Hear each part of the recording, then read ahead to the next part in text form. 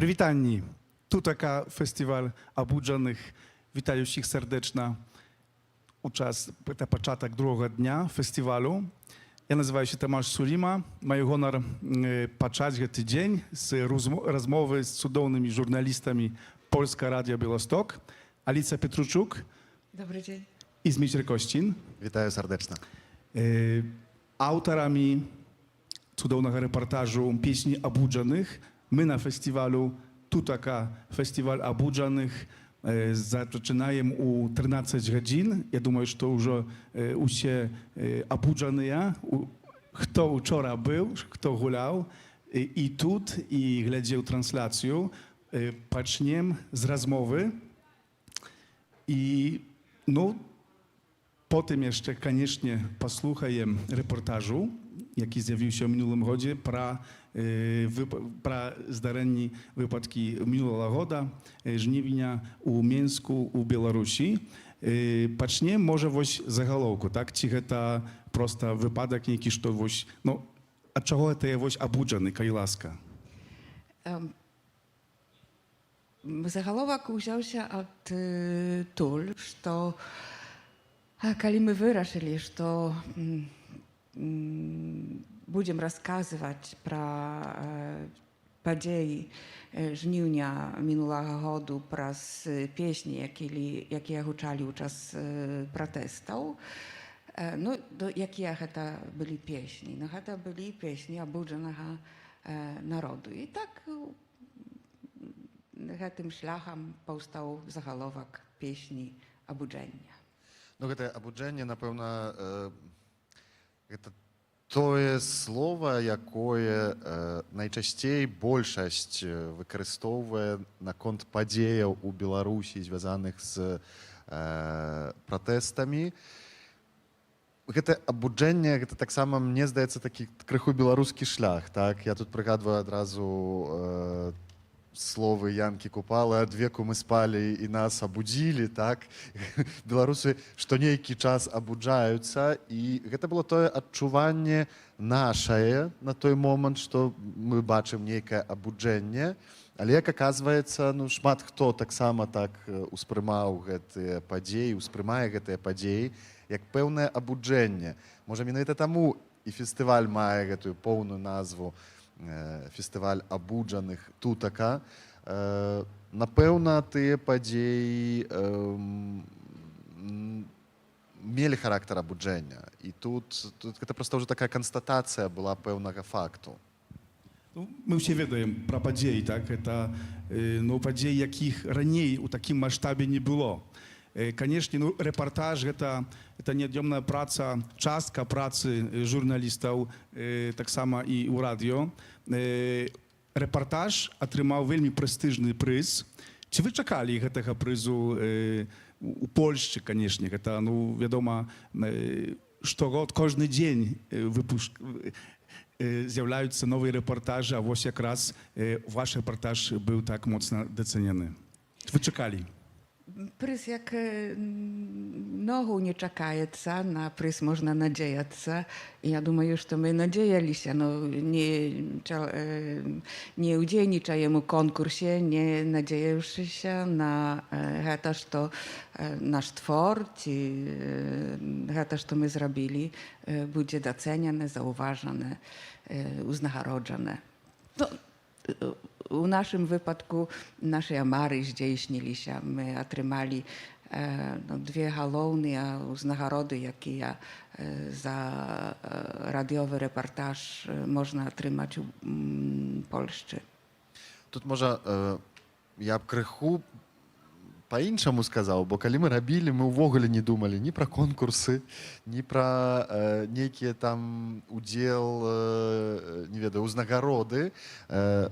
Мы як бы хацелі зрабіць рэпартаж. Мы хацелі нашаму слухачу, перадусім спачатку беластоцкаму, мы як бы нават не мелі свядомасць. Польскаму слухачу. Так, польскаму слухачу, польскамоўнаму слухачу хацелі як бы крыху больш данесці, патлумачыць, чаму тое, што адбываецца ў Беларусі, адбываецца менавіта такім чынам, чаму гэта выглядае так, які... Хто такія беларусы перадусім, так? Ну, бо Свядомасць вельмі часта адносна беларусаў вельмі малая ў Польшчы.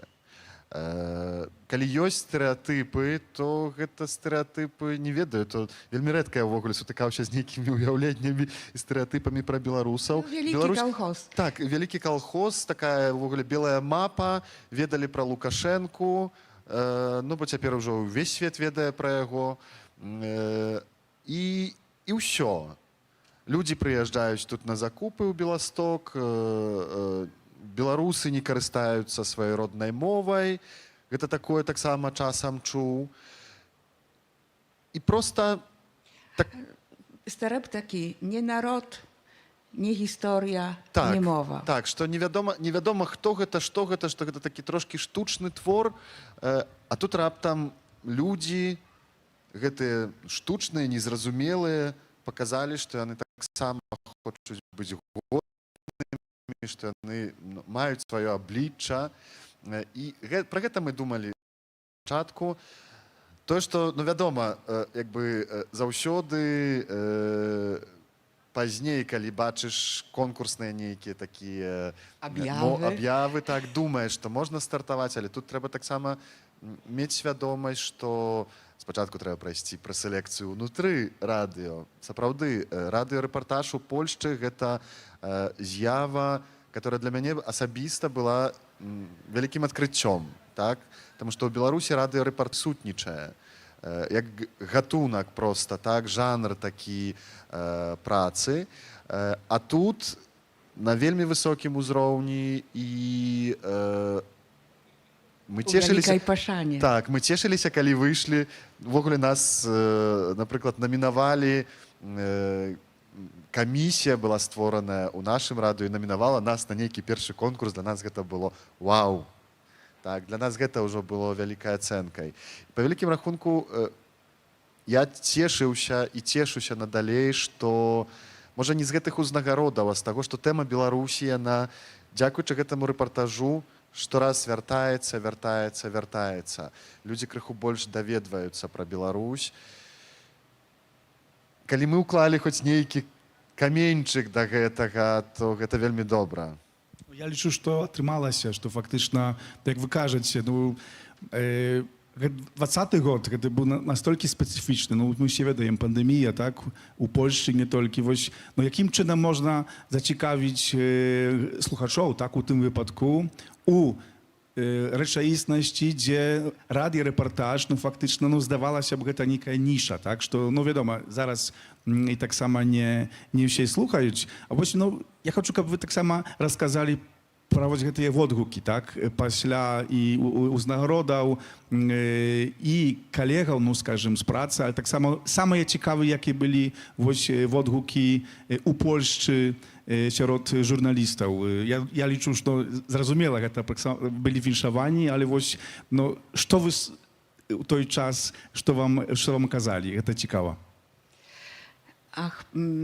Першая версія, яку ми презентували у ефірі Польського радіо Білосток, вона тривала більше за 47 хвилин. Ну, перші наші слухачі, це, відомо, наші сябри, наші знайомі, наші колеги. І тое, што яны гаварылі, што нас вельмі цешыла і з чаго мы адчувалі нейкі гонар, то тое, што вельмі добра быў зроблены пераклад, таму што ў гэтай польскамоўнай версіі ёсць пераклад гэтых усіх падзеяў, размоваў, якія адбываюцца на расейскай ці на беларускай мовах. То гэта ўжо было першае, а другое, што гэтых 47 хвілінаў не доўжыцца. Ну, 47 хвілінаў гэта як на радыёрэпартаж даволі шмат, і ну, мы баяліся, што гэта будзе даўгавата, што гэта будзе нуднавата, аказалася, што не. Но ўсё ж такі на патрэбы першага конкурсу там абмежавання былі да 30 хвилинаў нам прыйшлося прыкараціць гэтую версію якраз да 30 хвилинаў. На вялікі жаль для нас, таму што, вядома, аўтар вельмі любіць кожнае слова ў сваім Кожны гук, творы. кожны гук. Рэпартаж як дзіця, так, сваё. Так. Але аказалася, што для гэтых конкурсных камісій якраз гэта 30-хвілінная версія больш атракцыйная. І так што мы ўжо асталіся пры гэтай 30-хвіліннай версіі. Вельмі падабалася, я не ведаю, як па-беларуску сказаць, але тэмпо, хуткасць. Темп, так. Асабліва першай часткі рэпартажу у польскай версіі, яна першая частка такая рэпарцёрская, даволі хуткая, і гэта вельмі энергетычна. Гаварылі нам нашы слухачы таксама, што рэпартаж не пакідае абыякавым, што ён натхняльны, таксама, што вельмі добра аддае атмасферу гэтых жнівеньскіх падзеяў. No таксама jakby не толькі мелі мы, напрыклад, водгукі ў Польшчы, так, бо гэты рэпартаж прадстаўляў польскую радыёфонію на міжнароднай канферэнцыі ў Кёльне, International Features Conference. І, напрыклад, для мяне вялікі гонар быў, калі журналістка з BBC сказала, што дзякуючы гэтаму рэпартажу яна шмат даведалася пра Беларусь, пра которую перад гэтым увогуле нічога не ведала. Ну і гэта такое першае ўспрыманне, так, што нават людзі, проста там для іх, для шмат каго гэта такі збор кароткі ведаў пра Беларусь. Не толькі пра падзеі жніўня, але таксама крыху гісторыі, крыху унутранай нейкай кухні. І такое ўспрыманне было. Але сапраўды, вось гэты пераклад, гэта, я памятаю, пазваніла мне сяброўка з радыё, которая сказала: слухай, я маю ўражанне, што я ўсё па-расейску і беларуску разумею. І гэта сапраўды вельмі класная рэч. Ах, і трэба яшчэ сказаць, што паўстала таксама трэцяя версія рэпартажу. Но калі ўжо мы атрымалі гэтыя ўзнагароды, падумалі, што вельмі добра было б таксама паказаць, прадставіць гэты рэпартаж у беларускамоўных перадачах пад знакам пагоні, якія ёсць у эфіры польскага радыё Беласток. І мы падрыхтавалі беларускамоўную версію. На мою думку, яна самая лепшая, таму што ўжо гэта чарговая версія, і вядома, што больш дапрацавана гэта. Ну і галоўная разніца такая, што калі ў польскамоўнай версіі маё вымаўленне добрае, у Зміцера вымаўленне такое замежнае, то у беларускамоўнай версіі наадварот. Зміцер гучыць так, як трэба, а я так, як чужаземец. Па-падляску. Як падляская беларуска. Я думаю, што цяпер якраз можа той момант, калі варта было б запрасіць нашых слухачоў, которые праз інтэрнэт глядзяць трансляцыю. Канешне, мы працягнем гэтую размову пасля рэпартажа.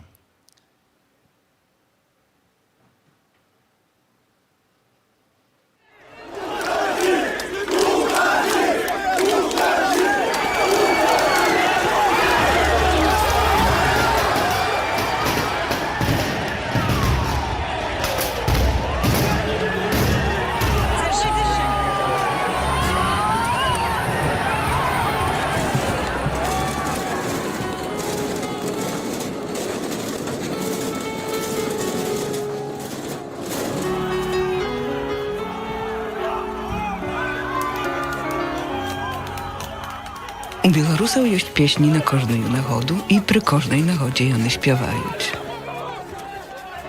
Мяне завуць Аліцыя Петручук, я нарадзілася ў Гайнаўцы, належу да беларускай нацыянальнай меншасці ў Польшчы і я журналістка польскага радыё Беласток.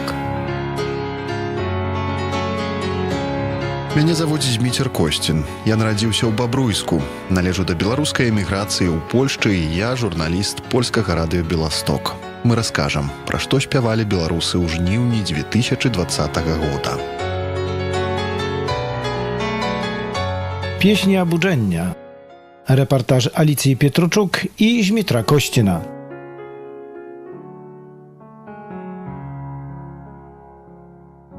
Беларусы, якія маўчалі 26 гадоў, гэтым разам хочуць, каб іх голас пачулі і палічылі. Тыя, хто, як я, жывуць у Беластоку, ужо з чэрвеня сустракаюцца пад консульствам нашай краіны. Пратэстуюць супраць несумленнай выбарчай кампаніі, затрыманняў і гвалту. Дыскутуюць і спяваюць.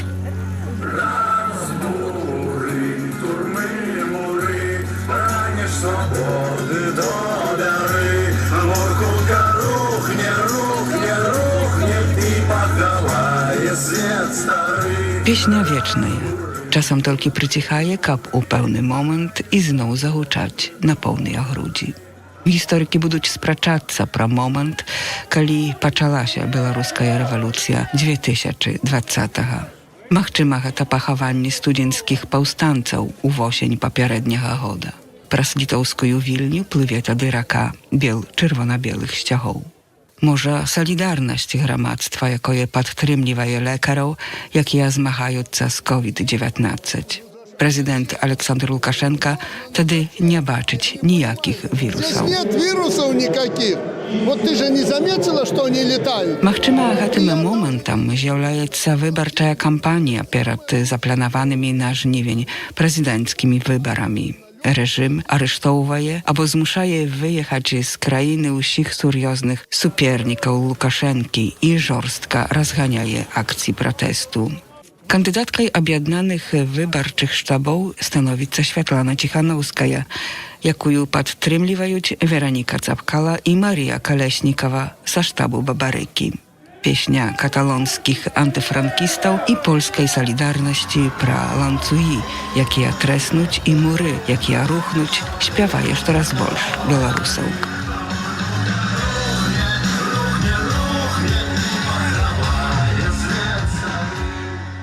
На мітынгах Святлана Ціханаўская прадстаўляе простую выбарчую праграму. Я сделаю 3 вещи. Я освобожу политзаключенных и экономических заключенных.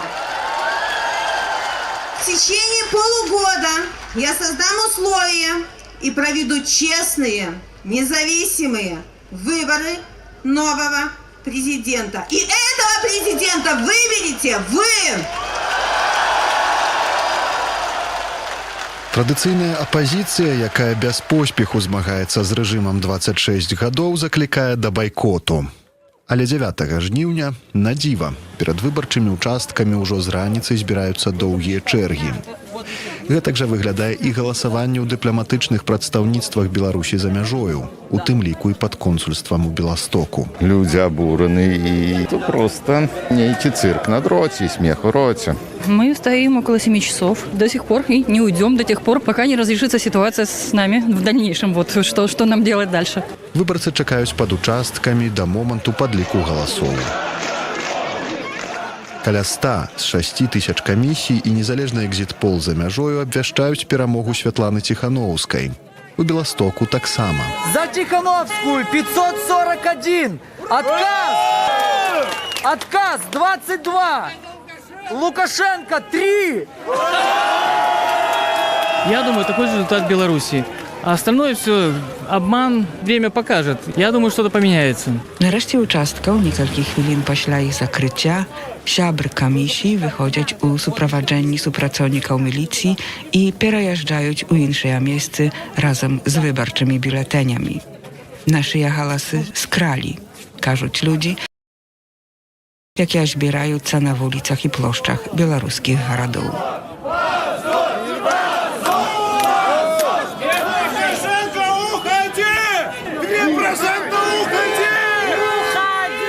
Рэжым адказвае шумавымі гранатамі, ślezaciecznym gazem, gumowymi kulami i druczkami.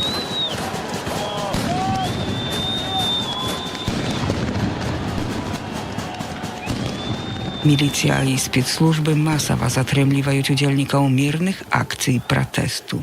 Людзі ў шоку ад жорсткасці ахоўнікаў правапарадку.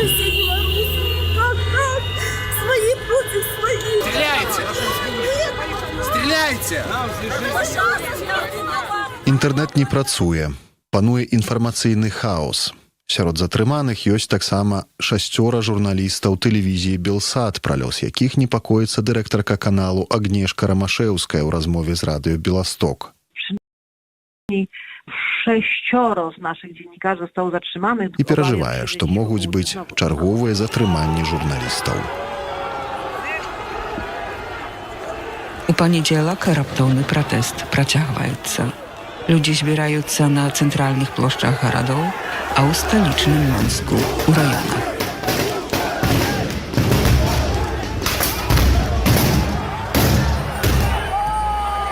Ёсць першыя ахвяры. Невядома дзе Святлана Ціханоўская. У аўторак з'яўляецца яе відэазапіс, у якім просіць прабачэння ў сваіх выбарцаў і тлумачыць, чаму яна вымушаная была з'ехаць у Літву. Ни одна жизнь не стоит того, что сейчас происходит. Дети – это самое важное, что есть в нашей жизни. Гэта не паўстрымлівае хвалі пратэсту. Чарговыя дні прыносяць шакуючыя інфармацыі. Тысячы затрыманых ва ўсёй краіне.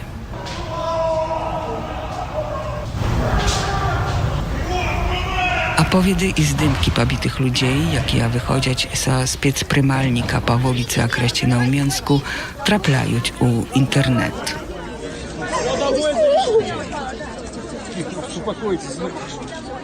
Наверное, часов 10-12 приходилось стоять с наручниками на руках, на коленях, упершись лбом в пол. Ребят тут молотили так, что они, бедные, орали. Тут, без слез, без истерик невозможно было это все слышать. И то, что я видела даже у РОВД, там спортзал этот был залит кровью практически. Избивали девчонок, а некоторых по-страшному, которые не соглашались с их протоколами, издевались как могли. Сярод пабітых ёсць таксама вельмі маладыя людзі. Пабітага 16-годка маці, якая працуе ў Польшчы, забірае з родных Баранович у Беласток. Это было 10 августа. Мы пошли гулять, сели на лавку, и из-за угла выходит 12 человек ОМОНа. Встаем и ложимся на землю. И нас начали бить дубинками. Потом повели в машину. Спрашивают, нам заплатили, за кого мы голосовали. Я говорю, что мне 16 лет, я не имею права голосовать, и никто мне ничего не платил. Они обзывались, и каждые 2-3 метра стоял один ОМОНовец и спрашивал у другого, который меня вел, почему ты так слабо его бьешь. И каждые 3 метра следовал удар. Na ulicy wychodzić żeńczyny, u białym odzienni, z kwiatkami w rukach. Po всей Беларуси выстраиваются ланцюги солидарности. До их долучаются медики, рабочие, студенты, творцы. Александр Лукашенко каже, что на улицы вышли проститутки, наркоманы, безработные злочинцы и марионетки, проплаченные Заходом. А улица гукає: не забудем, не пробачим.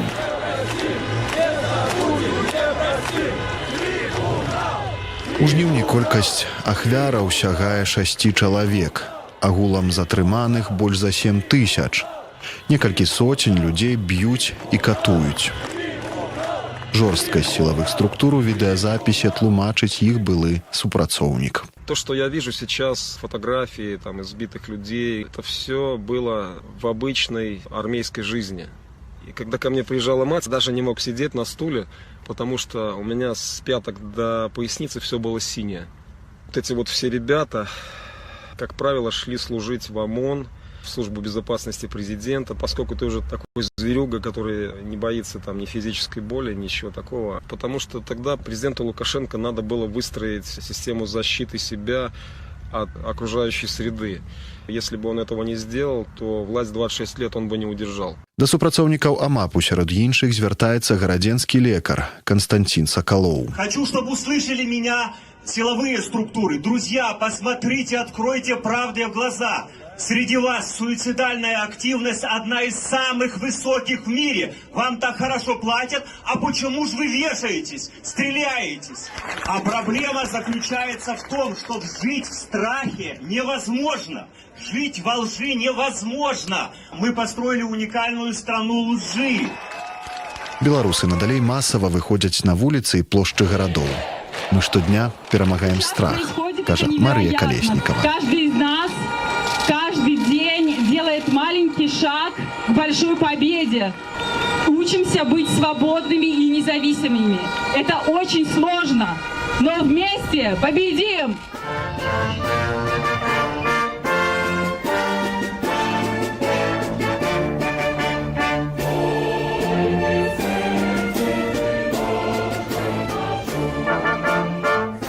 Ляменскай філармоніі гучыць пагоня, адзін з неафіцыйных гімнаў вольнай Беларусі.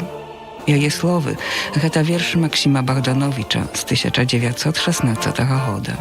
Якраз пад знакам пагоні змагаюцца рыцары беларуска-літоўскіх харугваў пад Грунвальдам, Воршай і Венай. Пад штандарам з пагоняй у студзенскім паўстанні ўпершыню да бою ідуць беларускія сяляне.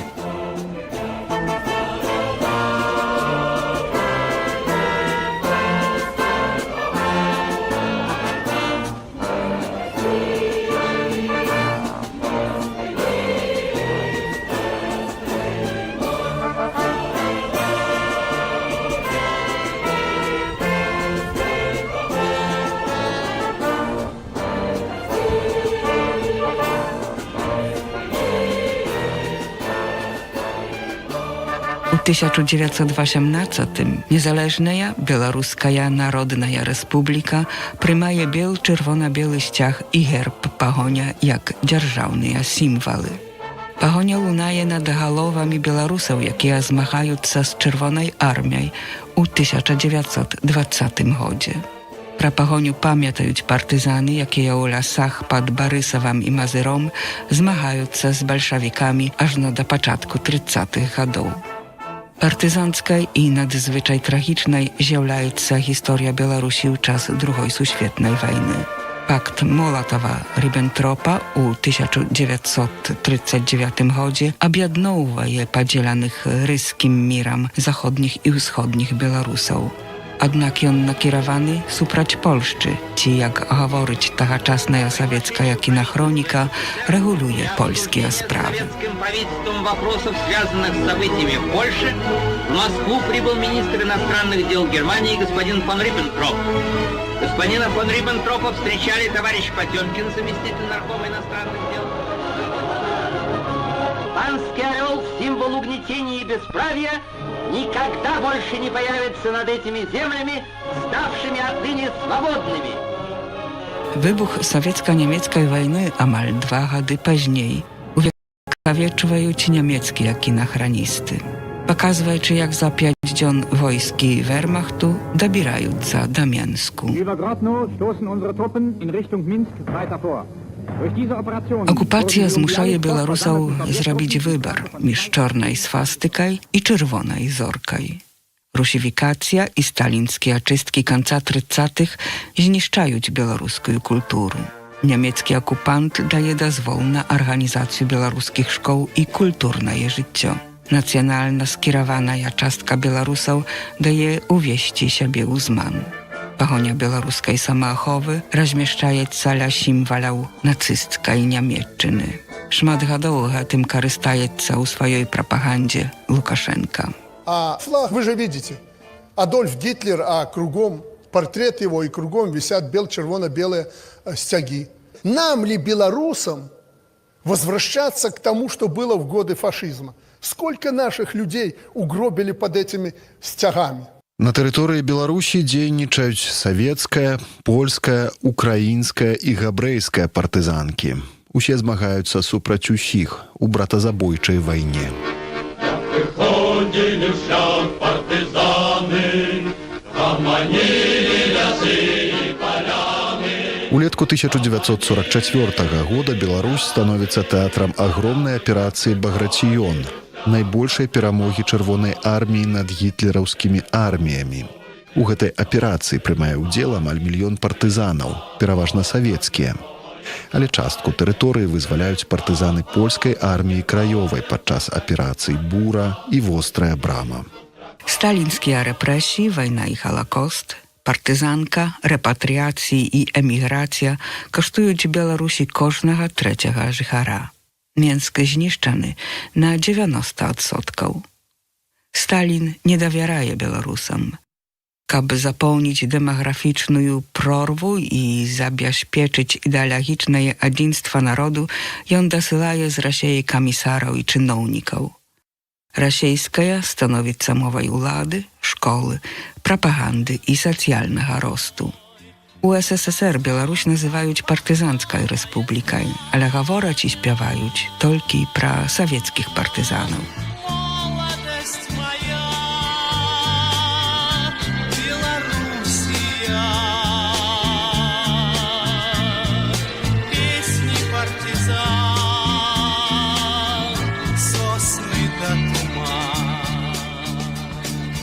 Пад канец 80-х, калі Савецкі Саюз хістаецца, па-беларуску пачынае гучаць рок-музыка, музыка пратэсту. Гурт «Уліс» пытае, дзе будзеш, браце, калі імперія знікне.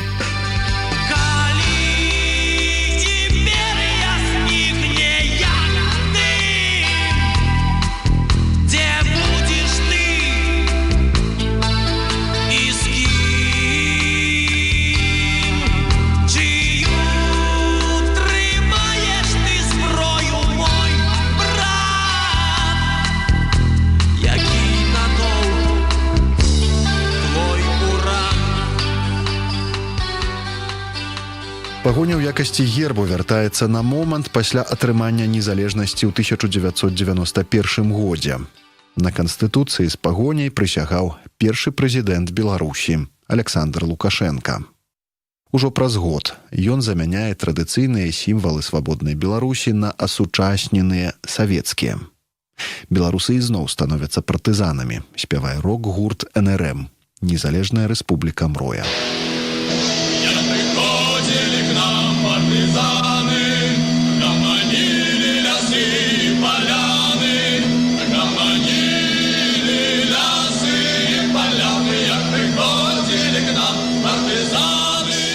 Рэжым Лукашэнкі не любіць рок-музыкі. Музыку маладой Беларусі можна пачуць толькі на фестывалі басовішча ў лесе пад гарадком на Беласточчыне.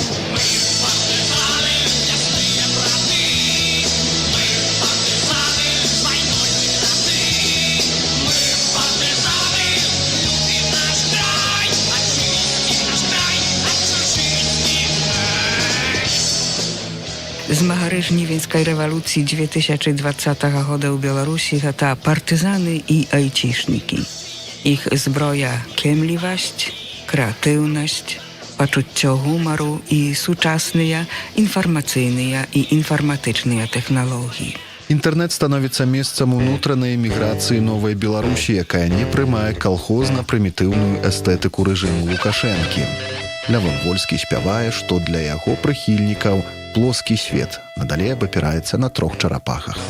Калі раптам адчуеш камунальныя пахі, жыццё цябе возьме ў пятлю. Зразумееш тады, што 3 чарапахі па-ранейшаму цягнуць зямлю.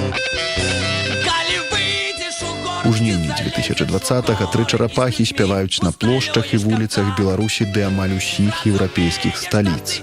У Беластоку гучыць яна ў выкананні ўдзельнікаў маршу салідарнасці з Беларуссю.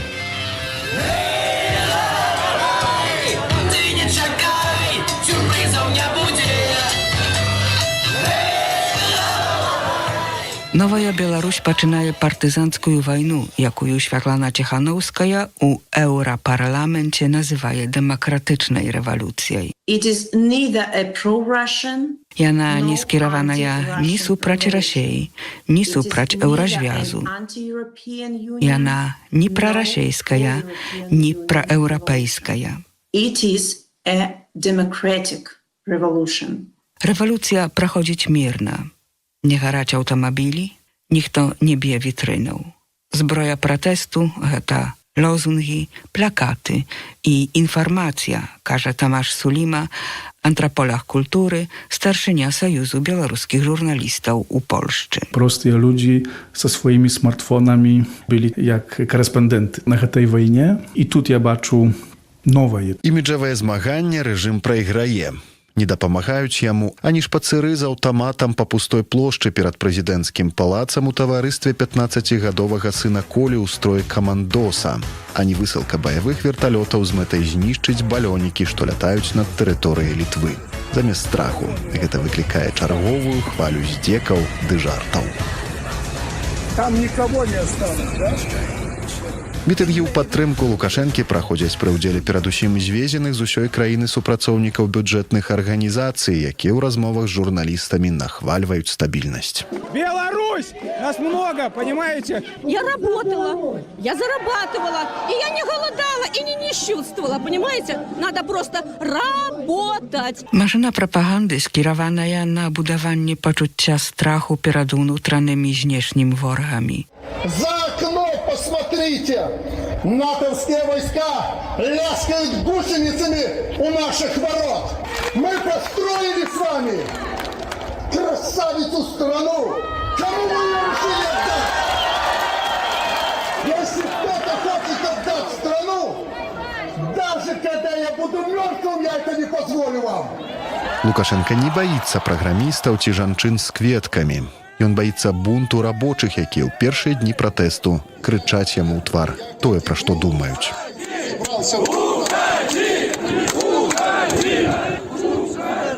Можете еще покричать. Никогда вы от меня не дождетесь, чтобы я под давлением что-то сделал. Пока вы меня не убьете, других выборов не будет. Российский президент Владимир Путин обещает поддержку режиму Лукашенки. Александр Григорьевич попросил меня сформировать определенный резерв из сотрудников правоохранительных органов. И я это сделал. Дапамога России можа спатрэбіцца, калі да пратэстоўцаў далучацца рабочыя. Аднак пасля першапачатковага гучнага абурэння страйкі сціхаюць. Трактарыст Менскага трактарнага заводу Владимир Скалік, бацька жорстка пабітага на акрэсціна мужчыны, звяртаецца да сваіх калегаў падчас мітынгу на плошчы Незалежнасці ў Менску. Тракторный завод! Неужто вы трусы? Сколько ж можно бояться? Перестанете вы бояться, когда в ваш дом беда постучит. Пусть меня убьют, но я буду с вами, со всеми теми, кто смело выходит и говорит: «Живи, Беларусь и наши дети!» Пратэсты на вуліцах усё ж надалей прыгадваюць пікнік з танцамі і спевам.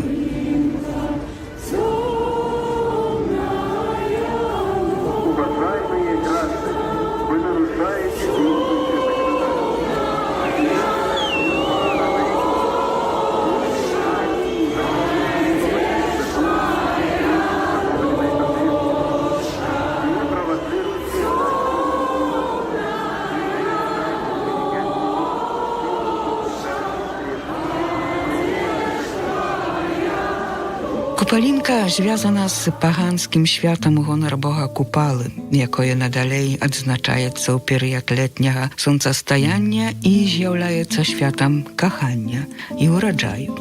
Песня расказвае пра сумы маці, дачка якой няўмольна сталее, каб самой стаць маці. Ад бога Купалы пазычыў свой літаратурны псеўданім паэт і драматург, які ствараў у першай палове 20-га стагоддзя Іван Луцевіч, ці Янка Купала, якога лічаць адным з бацькоў беларускай нацыянальнай літаратуры. Янка Купала – аўтар словаў, якія сталі лозунгамі жнівеньскага ўздыму. «Жыве Беларусь, ды людзьмі звацца». Імя Купалы носіць Нацыянальны акадэмічны тэатр у Менску, дзе ўсё яшчэ жыве беларуская мова. Ягоны дырэктар Павал Латушка разам з тэатральнай камандай асуджаюць гвалт і змушаныя пакінуць тэатр. Купалаўцы не здрадзілі традыцыям, купалаўцы не здрадзілі сумленню. Звяртаюся да ўсёй беларускай грамадскасці. Давайте разам скажам на ўсю Беларусь, на ўвесь свет. Мы купалаўцы, і мы абавязкова вернемся. Павел Латушка, były dyplomat i minister kultury, najbardziej wysokiego rangu czynownik, jaki przechodzić na bok protestowców. I on uwachodzić w skład prezydiumu inicjowanej Światlanej Cichanowskiej Koordynacyjnej Rady dla Miernej Перадачы Улады. Вельмі хутка раду абвінавачваюць у падрыхтоўцы да дзяржаўнага перавароту. Пачынаюцца арышты сябраў прэзідыуму. Пракуратура дапытвае нават нобелеўскую лаўрэатку Святлану Алексіевіч. Купалаўскі тэатр, які святкуе свой 100-гадовы юбілей, зачыняюць. Купалінка цяпер гучыць як песня пратэсту супраць знішчэння беларускай культуры. Людзі спяваюць яе пад будынкам Купалаўскага.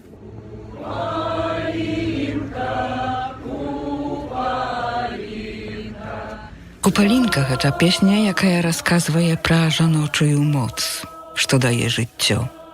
Жанчыны далі моц таксама і пратэстам у Беларусі. Гэта не толькі Святлана Цихановская, Марыя Каляснікава і Вераніка Цапкала. Іконай вулічных пратэстаў з'яўляецца пенсіянерка Ніна Багінская. Спадарыня Ніна шмат гадоў пратэстуе супраць рэжыму Лукашэнкі. Уласнымі рукамі шые бел-чырвона-белыя сцягі. Яна ўзгадвае, як аднойчы сароміла міліцыянтаў. Лукашенко, вы служите, даете присягу. А ведь Лукашенко, когда давал присягу на верность народу Беларуси, на первой инаугурации президентской, он стоял на коленях перед этим стягом. Так он мне отказал. Когда вы придете до улады, я так само стану на коленях перед этим червоно-белым стягом. Вот и все. Луна не с короны на вековых ветрах. Наш ад крыві чырвоны, ад болю белы сцяг. Наш бел чырвона-белы, нябесны вольны смелы. Наш бел чырвона-белы, наш сцяг, наш сцяг, наш сцяг. Кошт барацьбы за бел-чырвона-белую годнасць, пра якую спявае Зміцер Вайцюшкевіч у жніўні, аграмадны. Тысячы затрыманых і арыштаваных. Sotni pobitych i katowanych, 6 śmierotnych ofiar i niewiadomy los jeszcze 6. Prawoobrońcy z Centru Wiosna 1 września powiadamiają, że zadokumentowali больш za 450 wypadków katowania. Nie rozpoczęto ni wodnej sprawy supracowników reżimu. Ale гэта толькі пачатак, толькі першы куплет гэтай песні. La vie si on parlava davanti al portal. On im dodawał pieśnią sił, śpiewa świt. I zapalwali świeczki jemu, плыл понад площадью дым. Śpiewał, że czas by runął mu, oni śpiewali z nim. Гэта быў рэпартаж песні абуджэння Аліцыі Петручук і Змітра Косціна. У рэпартажы былі выкарыстаныя матэрыялы радыёстанцый, тэлевізіі і інтэрнэт-рэдакцый Радыё Свабода, Еўрорадыё, Белсат, Нехта, Тутбай, Онлайнербай, а таксама запісы удзельнікаў падзей у Беларусі. Гукарэжысёр Mariusz Waranewski.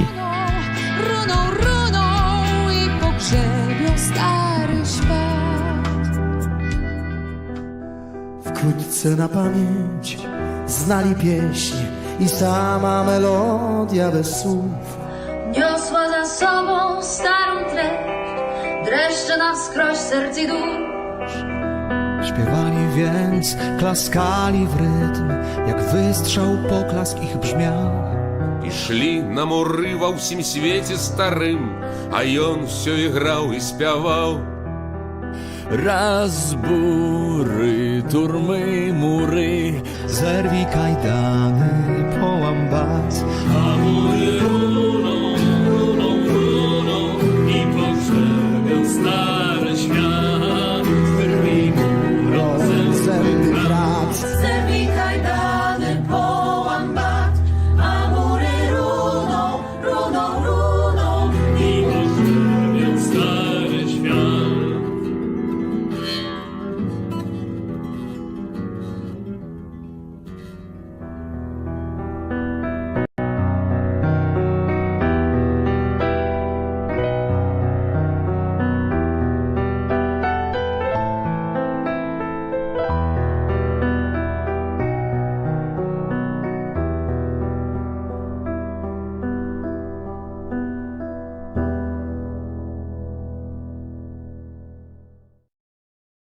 rozmowę. Z nami żurnalisty Polska Radia Białystok, Alicja Pietruczuk, Zmiter Kościn, autor reportaża. No nie szmat czasu nam zostało się. Dawajcie про емоції, які тут, до яких ми вернулися. Ну, які зараз у вас емоції? Шчыра, я заўсёды маю ўражанне, калі слухаю гэты рэпартаж, хаця і рыхтаваў яго, што эмоцыі нікуды не зніклі. Гэта тыя эмоцыі, которые мы перажывалі, калі рабілі. Бо быў смех, гамерычны смех, мы просто рыгаталі страшна, калі чулі выказванні аднаго героя гэтага рэпартажу, таму што, ну, мне здаецца, што гэта страшны чалавек, але тое, што ён гаворыць, часам просто, не ведаю, лепш, чым камедыя. Але таксама і слёзы. Сапраўды былі слёзы. Вось тут цяжка ўявіць, што мы сядзелі ў пакоі нейкім, там мантавалі, і былі слёзы. Гэтыя слёзы ком да горла, ён падступае перыядычна, калі чуеш гэтыя выказванні, бо дзесьці ўсё гэта яшчэ жывое, так? Гэта не скончанае, гэта жывое, гэта працягваецца. Некалькі тыдняў таму, пасля такой серыі вельмі сумных інфармацый аб гэтым, што дзеецца ў Беларусі, мы са Зміцерам сели і так прыдумоўвалі адпаведнае пакаранне за гэтае, што там дзеецца. І так праз слёзы крыху смяяліся, што недзе знікла уся гэтая наша свядомасць з 21 стагоддзя, наш лібералізм, наш гуманітарызм і ну, такое хацелася б, каб, я то гаварыла так, прагнаць голаму па плошчы незалежнасці. Зміцер там выдумоўваў крыху больш крывавыя пакаранні, і гэта ёсць страшнае, што ну, пасля гэтага часу абуджаецца ў нас такое абсалютнае прымітыўнае абсолютно прымітыўная прага помсты. Але, дзякуй Богу, ёсць рацыяналізм, і ззаду галавы разумееш, што калі мы хочам, каб гэтае абуджэнне сапраўды было абуджэннем, мы павінны быць іншымі, мы не павінны быць такімі, як яны. Ну, канешне, рэпартаж, ну, ён абуджае, так? Канешне, з яго льецца прага нейкага працягу, так? Ну, перад ім яшчэ працяг, я так спадзяюся, ну. Może być prаз год, my tu znowu sustrzeniemy się, хочеться, tak, послухać, no, перед wami jeszcze szmat reportażu, ale już taki niejki praciach гэтому reportażu, no, z pieśnią про перемогу, nie wiedają. Jak liczycie? Так, вельмі на гэта спадзяемся. Тут мы чакаем. Так, мы завершылі тым, што гэта толькі першы куплет. Нагоды, каб зрабіць рэпартаж пра перамогу і пра песні перамогі. Dziękuję wam wielki. Alicja Pietruczuk i Zmiter Kościn z Polska Radia Białystok. I Tomasz Sulima, starszynia Objednania Białoruskich Studentów w Polsce. To był naprawdę wielki honor. Tu na scenie u Baryku. Jeszcze raz przywitanie. Tylko co zaczynaється drugi dzień festiwalu Tutaka. Szmat, co jeszcze сегодня przed nami. Dziękuję wielki i żywie Białoruś. Żywie wieczne.